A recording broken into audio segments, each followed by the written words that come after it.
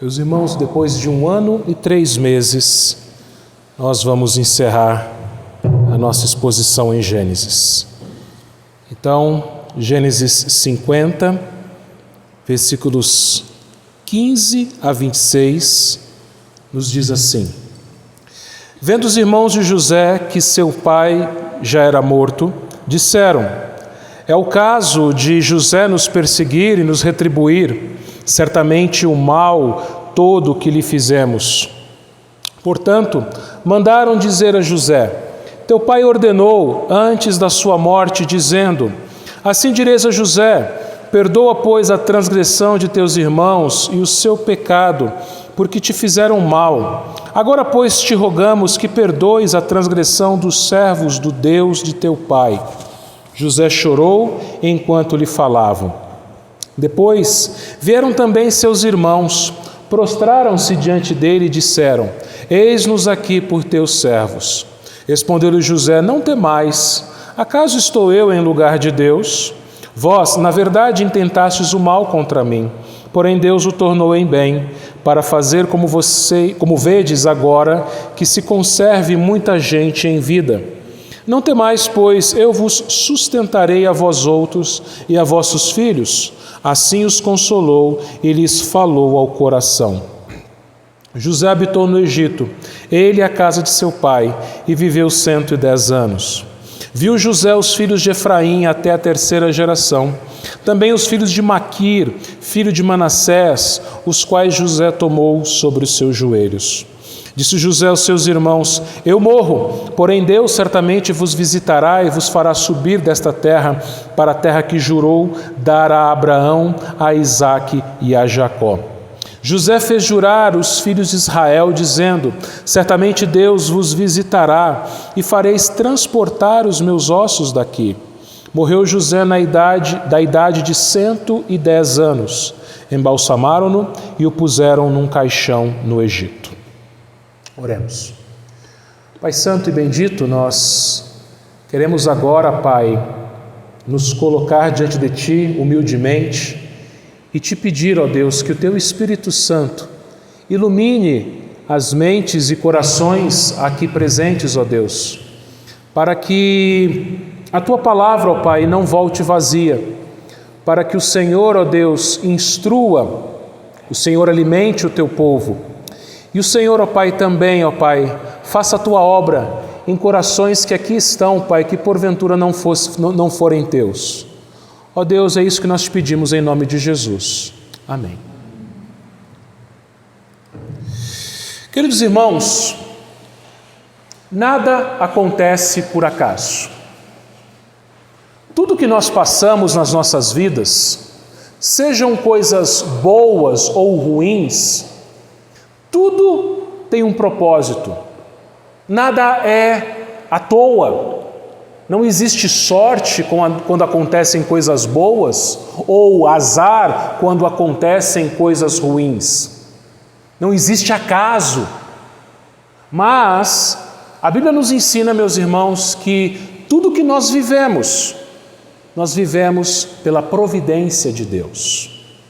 A providência, meus irmãos, significa o seguinte: primeiro, que Deus, antes da fundação do mundo, escreveu toda a história. Ele fez um plano, ele fez o seu decreto, ele escreveu tudo o que vai acontecer. Davi, lá no Salmo 139, versículo 16, ele nos lembra que todos os nossos dias foram escritos quando nenhum deles havia ainda escritos e determinados. Então, meus irmãos, Deus fez o seu plano quando eu e você ainda não existíamos. E como é que Deus executa o seu plano? É através da providência.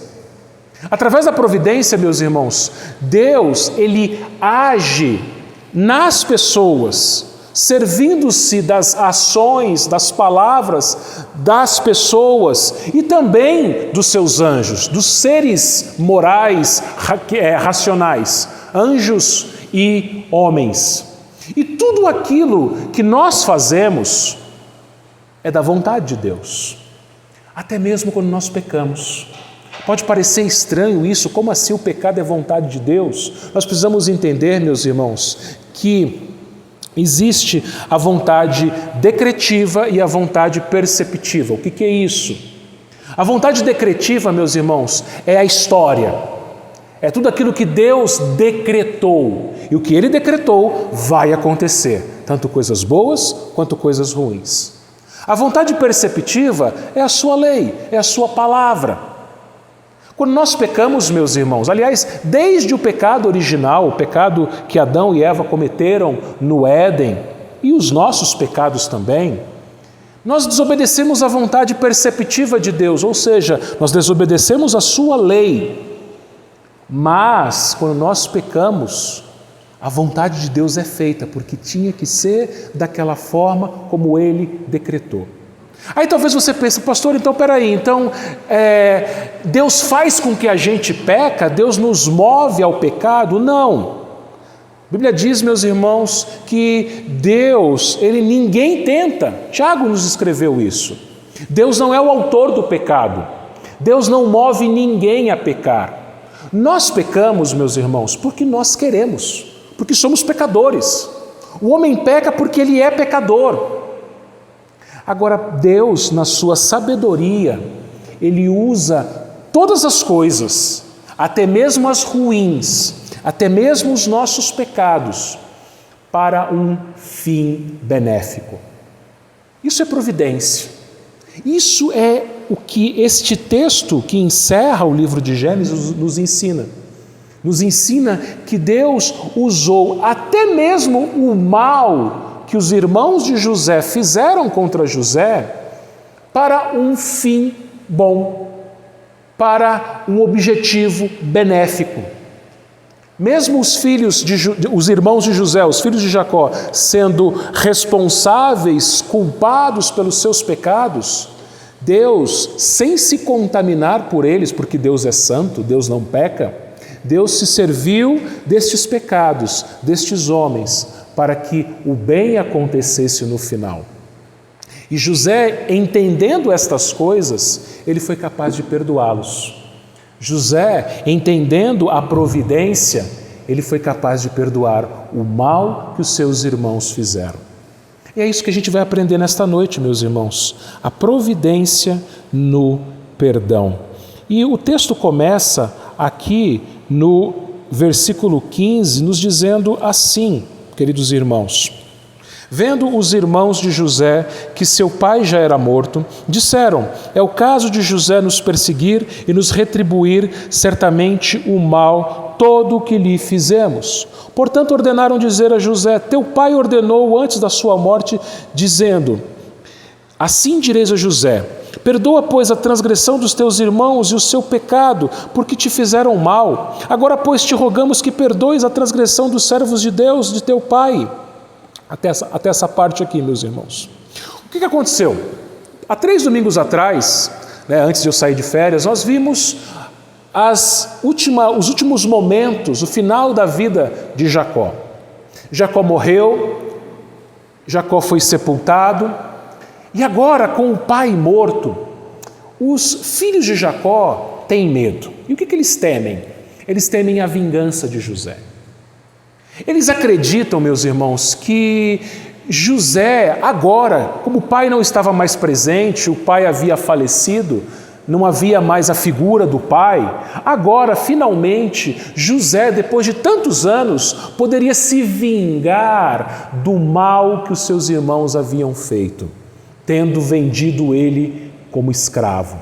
Todo aquele sofrimento que ele passou na casa de Potifar, sendo acusado injustamente pela esposa de Potifar, o sofrimento que ele passou na prisão, sendo esquecido lá na prisão, José poderia dizer o seguinte: finalmente chegou a hora de nós acertarmos as contas, finalmente chegou a hora de eu pagar aos meus irmãos o mal que eles fizeram contra mim. Era isso que passava na cabeça dos irmãos de José. José agora vai se vingar de nós. José é poderoso, ele é o governador do Egito. José vai se vingar de nós. Então eles tiveram medo. E o medo fez com que eles inventassem uma história. E que história que eles inventaram? Eles mandaram um recado para José, um mensageiro dizer para José que antes de morrer, o pai, Jacó, havia mandado José perdoar os seus irmãos, perdoar todo o mal que eles haviam feito contra José. Isso mostra, meus irmãos, que aqueles homens estavam com medo. O medo, a Bíblia nos mostra, é uma consequência do pecado.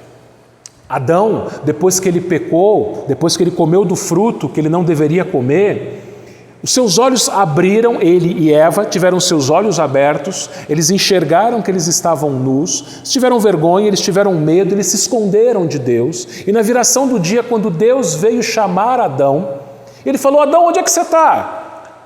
Adão falou assim: eu comi do fruto, meus olhos se abriram, vi que eu estava nu, eu tive medo e me escondi. O medo, meus irmãos, é consequência do pecado e o medo paralisa as pessoas. Nesses últimos quase 2 anos, nós vimos muitas pessoas com medo. Até hoje, muitas pessoas com medo. Medo de ficarem doentes, medo de morrerem, medo de perderem seus empregos. O medo, meus irmãos, ele toma conta de muita gente. E você tem medo? Medo de quê? Medo de ficar doente? Medo de perder o emprego? Medo de perder um ente querido?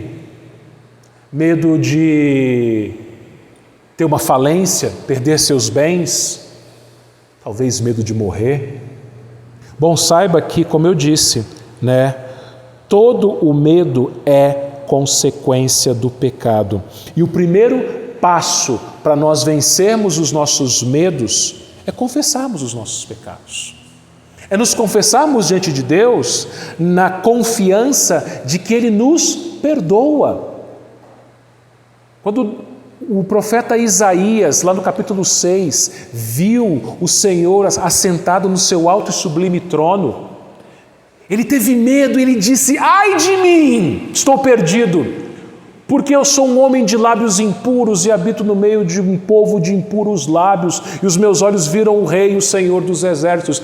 Isaías teve medo, porque ele era pecador, porque a sua boca era suja, porque ele habitava no meio de um povo de boca suja. O seu pecado fez com que ele tivesse medo diante da santidade de Deus. E o medo de Isaías só se foi depois que o pecado dele foi perdoado. Você se lembra que um serafim tomou uma brasa, tocou na boca de Isaías e assim o pecado de Isaías foi perdoado. Quando nós somos perdoados, meus irmãos, não há razão para sentir medo. Enquanto você não recebe o perdão, não usufrui do perdão, você sente medo. Você sente medo porque o seu pecado, os nossos pecados, nos causam medo, meus irmãos. E era isso que estava acontecendo aqui. Os filhos de Jacó tiveram medo que José se vingasse. E os filhos de Jacó, eles se arrependeram dos seus pecados, porque eles reconheceram o pecado, eles pedem perdão. Eles dizem, através do mensageiro, no versículo 17, perdoa a transgressão de teus irmãos e o seu pecado.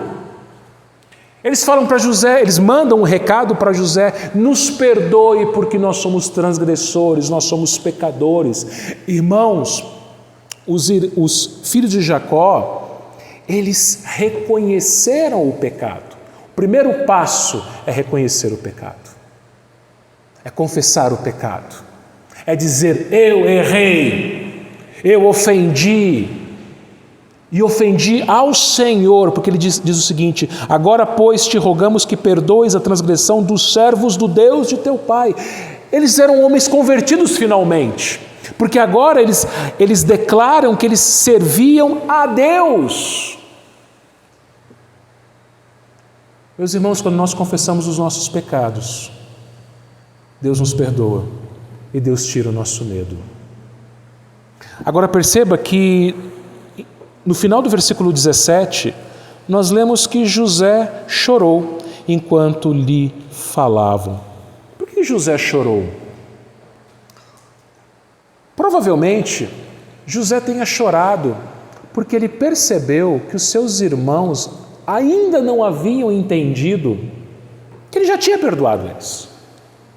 Lá no capítulo 45, quando José se deu a conhecer aos seus irmãos, ele havia dito que ia cuidar das famílias dos seus irmãos, ia sustentar os seus irmãos e estaria com os seus irmãos. E o que acontece, meus irmãos? Passaram-se todos aqueles anos e eles não haviam entendido isso. Eles não haviam entendido que José já os havia perdoado. Chega aqui no versículo 18, vieram finalmente, os irmãos de José, prostraram-se diante dele e disseram: eis-nos aqui por seus servos. O perdão, a confissão de pecado, meus irmãos, ela é feita numa atitude de humildade. Os irmãos de José, eles não se colocam em pé de igualdade com José. Olha só, nós somos irmãos, e somos irmãos mais velhos do que vocês, tem que respeitar a gente.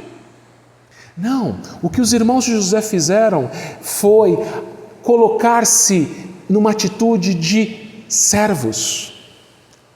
Aliás, essa palavra aqui no original hebraico pode ser traduzida como escravos.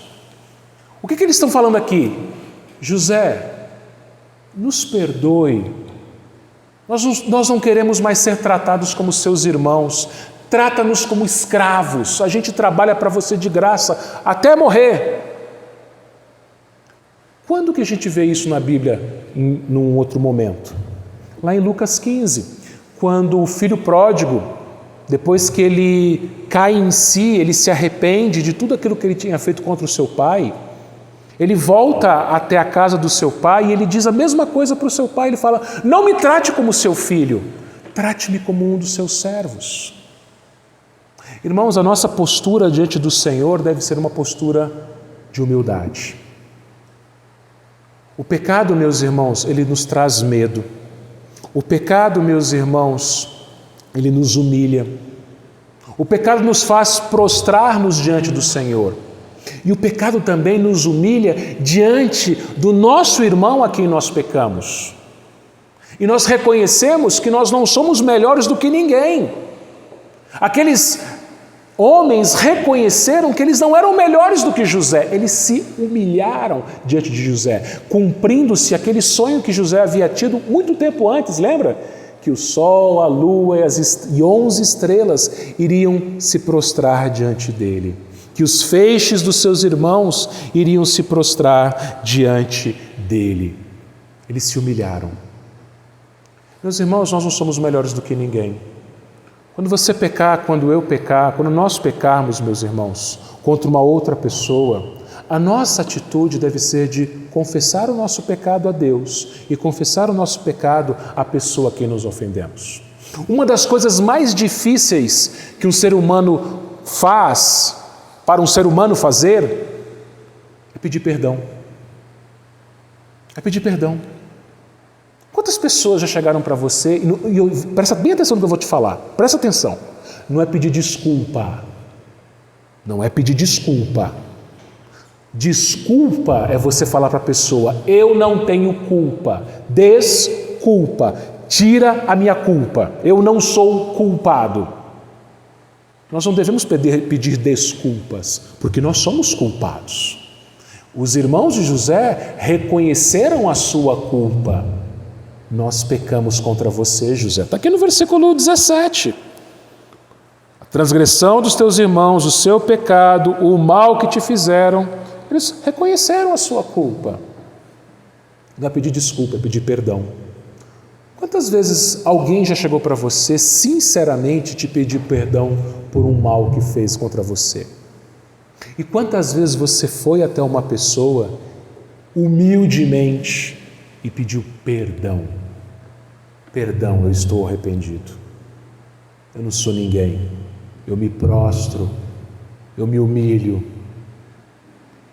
E meus irmãos, isso é maravilhoso, porque quando a gente faz isso, a gente reconhece o nosso pecado.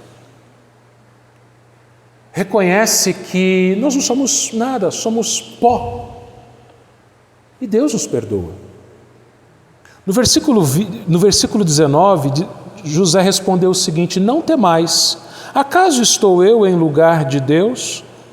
José falou assim: não temam. Quantas vezes você e eu encontramos na Bíblia essas duas palavras, não temais ou não temam, não tenha medo? O pecado, irmãos, nos traz medo, mas quando você confessa o seu pecado e você é perdoado, o medo vai embora. O amor de Deus, o amor perdoador de Deus, lança fora todo o medo. O medo vai embora, queridos irmãos, e assim nós ficamos tranquilos, em paz. Ele diz assim: acaso estou eu em lugar de Deus? O que José está falando aqui? Eu não vou me vingar de vocês. Paulo escreveu, meus irmãos, lá em Romanos capítulo 12, versículo 19, que a vingança pertence a Deus. E em Mateus 5, 39 a 42, Jesus ele disse o seguinte: não resistais ao perverso, mas a qualquer que te ferir a face direita, volta também a outra. Ao que demandar contigo tirar-te a túnica, deixa também a capa. Se alguém te obrigar a andar 1 milha, vai com ele 2. Dá o que te pede, não voltes as costas ao que deseja que te emprestes. Ou seja, perdoe quem faz o mal contra você. E por que você tem que perdoar? Porque você foi perdoado. É o que Jesus ensinou aos seus discípulos na oração dominical: perdoa as nossas dívidas, assim como perdoamos os nossos devedores. Se Jesus Cristo nos perdoou naquela cruz todos os nossos pecados, nós também devemos perdoar aqueles que nos fazem mal. E nunca retribuir o mal com o mal, mas retribuir o mal com o bem. José, ao invés de se vingar dos seus irmãos, o que ele fez? Versículo 21, ele sustentou. Ele continuou sustentando, porque ele já estava sustentando. Mas por que José fez isso? O que tornou possível José fazer isso? A resposta no versículo 20, que diz assim: vós na verdade intentastes o mal contra mim, porém Deus o tornou em bem, para fazer, como vedes agora, que se conserve muita gente em vida. O que José está dizendo aqui, meus irmãos? De novo, José, ele não está desculpando os seus irmãos. Diferente. José lhe fala: vocês pecaram contra mim mesmo. Vós, na verdade, intentastes o mal contra mim. Vocês fizeram o mal contra mim. Ué, mas José não tinha perdoado? Algumas pessoas vão dizer que perdoar é esquecer. Quando você perdoa, você esquece. Só que isso não é verdade. Meus irmãos, Deus não se esqueceu dos nossos pecados. Deus não sofre de amnésia, de esquecimento. Quando alguém peca contra você, você também não esquece, você se lembra. Fica gravado na sua memória. Então o que é o perdão? O que significa perdoar? Perdoar, meus irmãos, é não tocar mais no assunto. Quando você perdoa, não dói mais. Jesus, ele nunca vai chegar para mim ou para você e dizer o seguinte: olha, você lembra aquilo que você fez na sua infância? Quando você mentiu para a professora, quando você falou aquilo para o seu pai, quando você brigou na rua, quando você fez aquilo, ou mesmo agora na idade adulta, você se lembra quando você fez isso, aquilo, ou falou isso ou aquilo, ou pensou isso ou aquilo? Jesus não joga na nossa cara os nossos pecados, Ele perdoa e não toca mais no assunto. O acusador, meus irmãos, é outra pessoa, Satanás. Satanás é quem nos acusa. Satanás é quem intenta a acusação contra nós. Paulo disse lá em Romanos capítulo 8, quem intentará a acusação contra os eleitos de Deus? É Deus que nos justifica. Nós somos declarados por Deus como justos. Deus não mais te trata como um pecador. Deus não joga na sua cara os seus pecados. E os seus pecados não doem mais em Deus. Doeram na cruz. Os nossos pecados foram colocados foram colocados sobre Jesus. E lá doeu, lá ele sofreu. Mas agora não dói mais. É isso que José está falando aqui. Vocês fizeram o mal contra mim, mas não dói mais. E por que não doía mais? Porque ele entendeu a providência. Porém Deus o tornou em bem, para fazer, como vedes agora, que se conserve muita gente em vida. A nossa versão da Bíblia, a revista e atualizada, não é a melhor tradução para essa parte, meus irmãos. A melhor tradução seria o seguinte: vós, na verdade, intentastes o mal contra mim, porém Deus intentou o bem. Aqui está dizendo o seguinte, irmãos, que os irmãos de José fizeram o mal contra José, mas Deus usou isso para o bem. Deus intentou para o bem. Deus se serviu daquele pecado, daquela maldade dos irmãos de José para o bem deles e de muitas outras pessoas. E o nosso também, que eu vou falar sobre isso daqui a pouquinho. Irmãos, de novo, nada acontece por acaso. Quando alguém faz o mal contra você, Deus está usando aquilo para o seu bem. Quando alguém te faz sofrer, Deus está usando aquilo para o seu bem, mesmo que você não entenda aquilo num primeiro momento. Mas você sabe que aquilo está dentro do governo de Deus, do controle de Deus. Nenhum fio de cabelo das nossas cabeças cai se Deus não falar, tem que cair agora. Nem uma folha cai de uma árvore ou de uma planta se Deus não disser, tem que cair agora. Tudo é decreto, tudo é vontade, tudo é plano de Deus. Até o mal. Até o mal que as pessoas fazem, até o mal que nós fazemos. Você quer um outro exemplo na Bíblia disso? Abra sua Bíblia lá em Atos capítulo 4, para eu te mostrar uma coisa.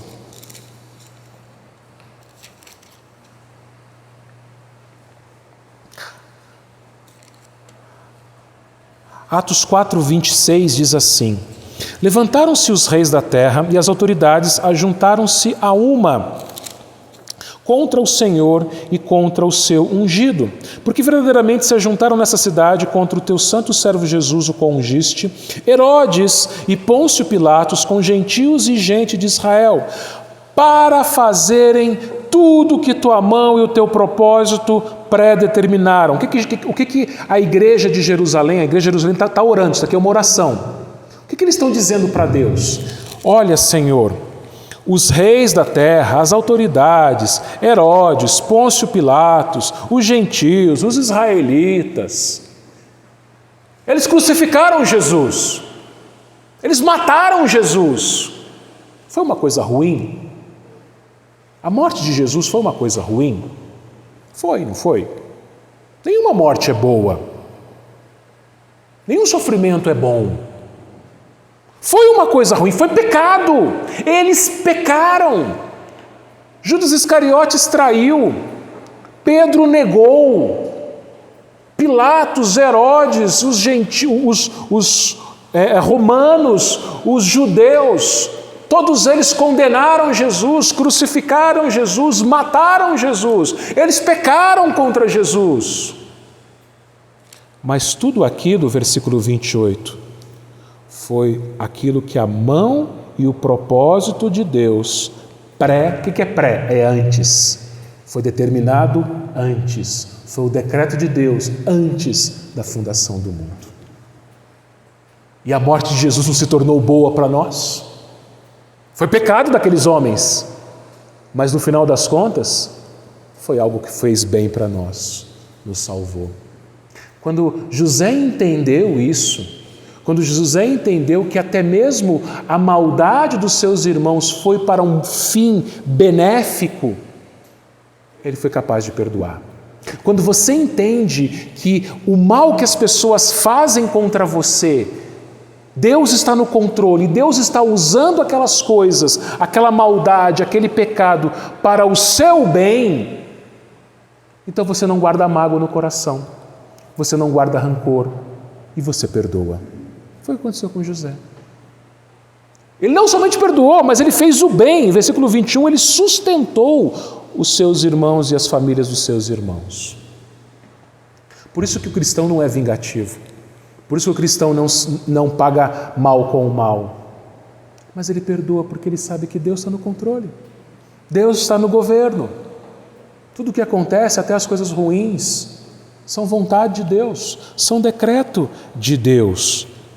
E meus irmãos, vejam, aqueles que são perdoados, eles serão visitados por Deus. Agora os irmãos de José, eles haviam sido perdoados. O tempo vai passar e pouco antes de José morrer, ele vai chamar os seus irmãos e vai dizer algumas coisas. Versículo 22. José habitou no Egito, ele e a casa de seu pai, e viveu 110 anos. Viu José os filhos de Efraim até a terceira geração, também os filhos de Maquir, filho de Manassés, os quais José tomou sobre os seus joelhos. José, ele foi abençoado por Deus com uma vida longa, 110 anos. José foi abençoado a ponto de ver os filhos dos seus bisnetos. Quantas pessoas você conhece que já viram os filhos dos bisnetos? Não são tataranetos, eu procurei isso, eu pesquisei. Tataraneto é o neto do bisneto, é trineto o nome. Algumas pessoas conheceram seus bisnetos, ou conhecem os seus bisnetos. Bisneto é uma coisa, dá para conhecer bisneto.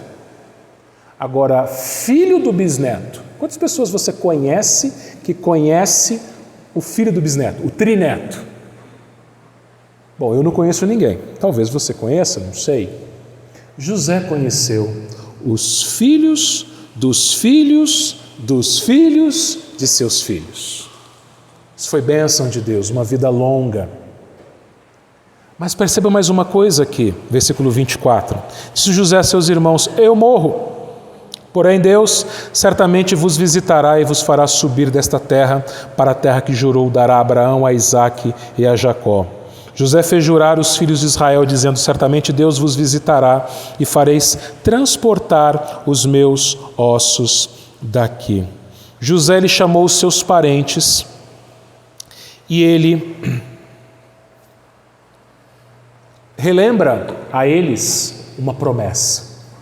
Uma promessa que Deus havia feito a Abraão lá no capítulo 15 de Gênesis, que nós já vimos na nossa exposição de Gênesis.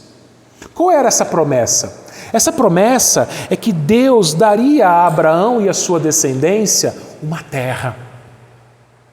E essa descendência possuiria essa terra, habitaria essa terra. A terra prometida, Canaã. E aqui eles não estão nessa terra, eles estão no Egito. Eles estão em terra estranha. E aí José fala o seguinte: olha, Deus vai visitar vocês, vai visitar a nossa família e vai fazer a nossa família subir desta terra para a terra que jurou dar a Abraão, Isaque e a Jacó. Por que ele fala subir aqui? Porque o Egito, meus irmãos, ele fica até hoje, numa região mais baixa do que Israel, especialmente Jerusalém. Jerusalém, meus irmãos, ele é num planalto, você tem que subir o morro para chegar em Jerusalém. Por isso que é chamado de Monte Sião. Então ele fala: vocês vão subir para a terra que Deus prometeu dar a Abraão, Isaque e Jacó. Deus vai visitar vocês e vocês vão voltar para a terra. Vocês hoje estão aqui no Egito, que não é a terra de vocês, não é o lugar de vocês, mas Deus vai visitar vocês e vai levar vocês de volta para a terra. E isso aconteceu de fato. Quando a gente entra no livro de Êxodo, o que nós vemos? Que depois que José morreu, levantou-se um novo faraó, um novo rei do Egito, que não conhecia José. E Faraó escravizou toda a nação de Israel, porque ali a família cresceu tanto que se tornou um povo, uma nação. Ele escravizou e Israel ficou escravo por 400 anos no Egito. Deus então, por intermédio de Moisés, visitou o seu povo no Egito, libertou o seu povo caminhou com o seu povo no deserto por 40 anos, até que finalmente o seu povo pudesse voltar para Canaã, para casa. Lá no livro de Josué a gente vê isso. Agora, presta atenção numa coisa. Deus também nos visitou. Deus visitou o seu povo no passado, mas através deste povo, Deus enviou o seu Filho. Olha, presta atenção numa coisa aqui. Se os irmãos de José não tivessem pecado contra José, José não teria sido vendido como escravo. José não teria ido para o Egito. José não se tornaria o governador do Egito. As pessoas iam esbanjar comida nos 7 anos de fartura. Quando chegassem os 7 anos de fome, não ia ter comida para ninguém. Todo mundo ia morrer de fome. A família de Jacó ia morrer de fome. E Jesus não viria desta família. E se Jesus não viesse ao mundo desta família, Ele não teria morrido pelos nossos pecados e a gente estaria condenado para o inferno. Percebe como tudo, até o mal, é para o nosso bem? Porque tudo isso aconteceu, Deus nos visitou em Cristo Jesus. O Natal está chegando, né? Daqui um mês, pouco mais de um mês. No Natal nós relembramos que Deus nos visitou. Que Deus veio ao mundo em forma humana. Ele nos visitou. E Ele vai nos visitar novamente. Deus nos visitou, meus irmãos, quando o Filho de Deus na cruz veio a este mundo morrer por nós. Deus nos visitou quando o Espírito Santo entrou em nossos corações no dia da nossa conversão. Ele te visitou e Ele te converteu. Você ouviu a palavra e você entendeu, Ele te visitou. Só que no último dia Ele vai nos visitar novamente. E assim como aqueles homens, aquele povo, aquela família voltou para casa, voltou para a sua terra, nós iremos para a nossa casa. Você sabe que essa vida, meus irmãos, é uma vida passageira. Mesmo que você viva mais de 100 anos, o que são 100 anos comparado a uma eternidade? O que são 100 anos? Mas haverá um dia, o último dia, que o Senhor Jesus Cristo, Filho de Deus, visitará essa terra pela última vez, pela segunda e última vez. E nós habitaremos com Ele no novo céu e nova terra. Nós iremos para casa. Então não se apegue às coisas dessa vida.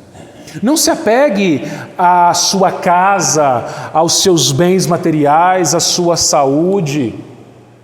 Essa vida é passageira, é breve, é curta, nós somos peregrinos, nós somos forasteiros. E estamos indo para casa. Um dia o Senhor vai nos visitar e vai nos levar para casa. Mas enquanto isso não acontece, enquanto estamos vivos aqui nesta terra, nós entendemos que tudo o que acontece é para o nosso bem. Eu encerro com Romanos 8, 28 e 29, que nos diz assim: sabemos que todas as coisas cooperam para o bem daqueles que amam a Deus, daqueles que são chamados segundo o seu propósito. Porquanto aos que de antemão conheceu, também os predestinou para serem conformes à imagem do seu Filho, a fim de que ele seja o primogênito entre muitos irmãos. Você sabe, você não é um ignorante. Não saia daqui um ignorante, saia daqui alguém que sabe que todas as coisas cooperam para o seu bem. Se você ama a Deus, elas cooperam para o seu bem. Todas as coisas, não só as agradáveis, não só as boas, não só as alegrias, mas as suas tristezas, as suas aflições, as suas tribulações, as perseguições, o mal que fazem contra você, aquilo que pecam contra você. Quando você fala assim, eu estou sofrendo, Deus, estão fazendo mal contra mim, é para o seu bem. E qual é o seu bem? Qual é o meu bem? Versículo 29. Para sermos conformes à imagem de seu Filho, para você ser igual a Jesus. Qual foi o bem de José? Ele se tornou alguém igual a Jesus. Ele perdoou. Quando Deus permite, meus irmãos, que as pessoas façam o mal contra nós, Deus faz isso para que você seja como Jesus, para que você aprenda a perdoar. Como é que a gente vai aprender a perdoar se não fizerem o mal contra nós? Alguém tem que fazer o mal contra nós para a gente aprender a perdoar. Por isso que Deus às vezes permite que o mal seja feito contra nós. Então descanse nessa maravilhosa doutrina chamada doutrina da providência. Tudo o que acontece é para o nosso bem, meus irmãos. Tudo o que acontece é para a glória do Senhor. Que Ele nos abençoe. Amém.